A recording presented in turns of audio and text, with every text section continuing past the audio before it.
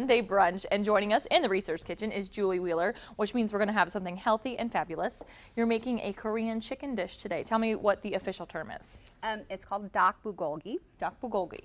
And I actually have a brother that's half Korean, and he made this for me years ago for the first time. And so I did a modified version of the recipe to make it a little healthier and less wonderful. sodium. So. Of course, because when Julie makes something, she makes it healthier, but it still has all the flavor, and that's why we love it when you come here.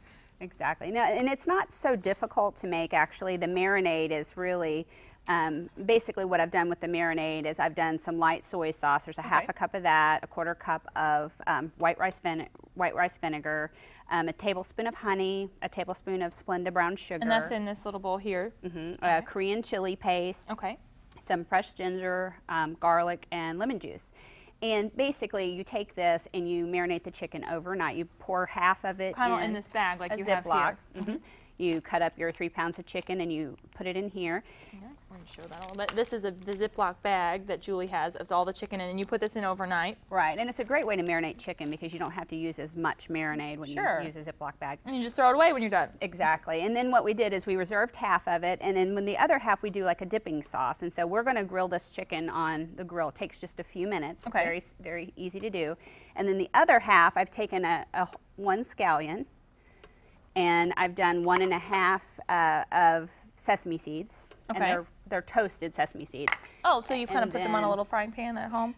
No, I bought them toasted. Oh, okay. Well, I wasn't sure. I did a little shortcut there. And then this is 2 teaspoons of sesame oil, which is really very powerful. So you don't want to overdo sesame oil. You've used it before in dishes, and I know that you've told me it is one of those things that don't do a lot of. I've tried to do it at home, and yeah, you can overdo sesame oil. Yeah, you don't want to overdo it. And then basically this is going to be mixed up here, and once we grill the chicken, we're going to wrap it in some lettuce, and you dip it in the dipping sauce. And then I did a little side of rice just to kind of...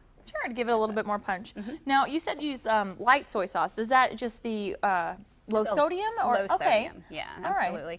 And it's still got a lot of sodium, don't get me wrong. Yes. So sometimes I'll reduce that and use something else, which is what I did with this, because usually they say a cup. Yeah. And I didn't want to use a whole cup because it's a lot more sodium, even with low sodium soy sauce. Okay, and so while you're still kind of cutting calories, you're also cutting the sodium, which again is important. Right. And I substituted lemon juice, actually a fresh lemon I squeezed, and used that instead of the other half a cup of soy sauce. Oh, that's a good tip.